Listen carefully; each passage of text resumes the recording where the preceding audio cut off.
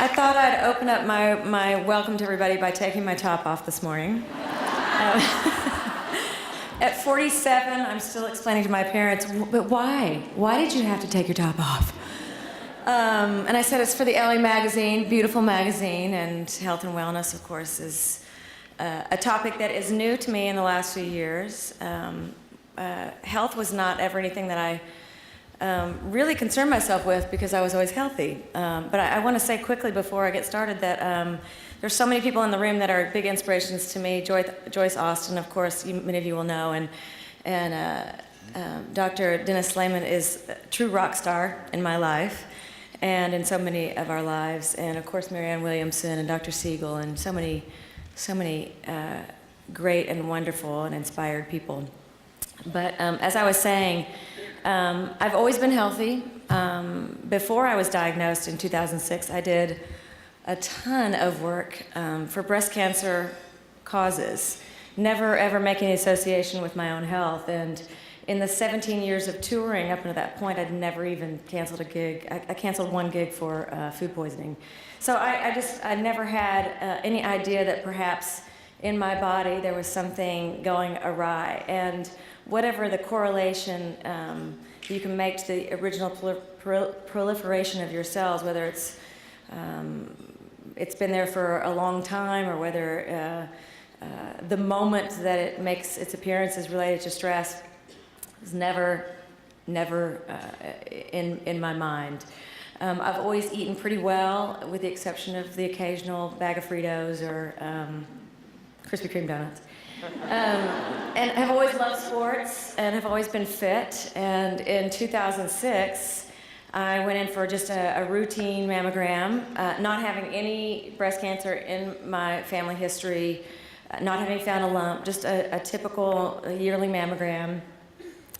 And there were calcifications that seemed to look odd, and the radiologist had come back in 6 months. And it was my OB, Nancy Goldman, who said, who I think actually practices with Dr. Reitman, but at any point, she said, don't wait 6 months, let's go find out what this is. And I remember the morning going in after having the needle biopsy, which practically laid me on the floor, my oncologist saying it's invasive, and that being the real game changer for me.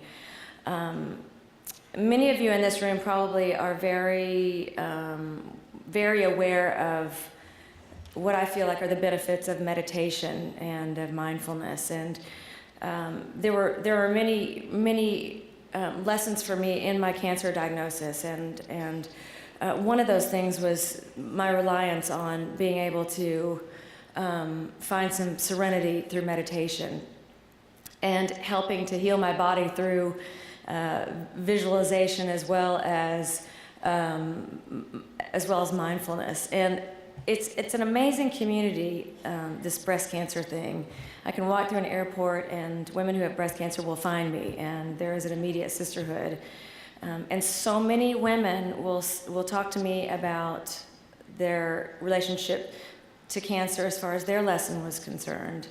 And I don't believe it's a lesson that you have to get through a cancer diagnosis. Perhaps there are other epiphanal moments in your life where your life dictates that you show up for yourself, that you meet yourself, that you are reminded of who you are when you came in. And that was what that was for me. At any rate, I've had so many women say to me that they believe that the correlation between nurturing and nourishment, which is what the breast symbolizes for women, you come in, you're breastfed by the breast, and ultimately, whether you receive nourishment or nurturing from someone else depends on how you envision yourself in your life. And for me, as a woman, and I know probably many women will relate to this, and many breast cancer women have spoken with me about this, the fact that we put so many people before we put ourselves. We take care of everyone in our lives before we take care of ourselves. For me, my going in and laying on that cold metal table every morning for 33 sessions, I think it was nearly 7 weeks, and facing this mammoth machine made me stop and really evaluate the order of which I was putting myself in my life, how many people I was putting before myself, and how many people I would say yes to in order to in order to not disappoint people. And that was really where I believe I met myself, was through the sessions of radiation and the many great doctors I had around me who were really boosting me up throughout the process, and were kind of confirming to me that this was an opportunity. You know, it wasn't a diagnosis of life will never be the same. It was a diagnosis of opportunity, and an opportunity to create expansion in my life and to let go of all the stories that I told myself about myself, and to sort of rewrite my future. I had a great friend say to me that it wasn't really a defining moment, it was more of a refining moment, and that is what it's been ever since for me, has been about refining. So it's been an interesting road for me, because I have the dubious honor now of being a spokesperson for breast cancer.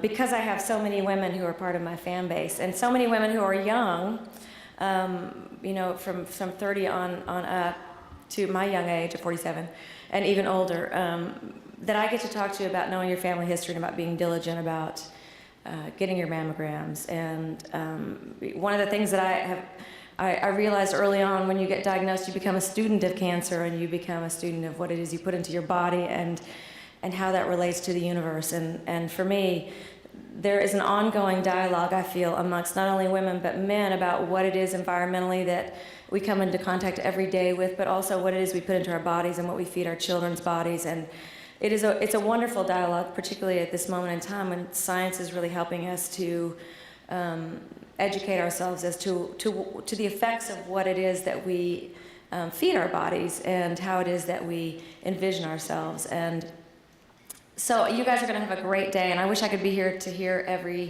everyone speak, but it's a great pleasure for me to get to be here to start the day off, and I'm wishing you the best, and I will see you somewhere out there.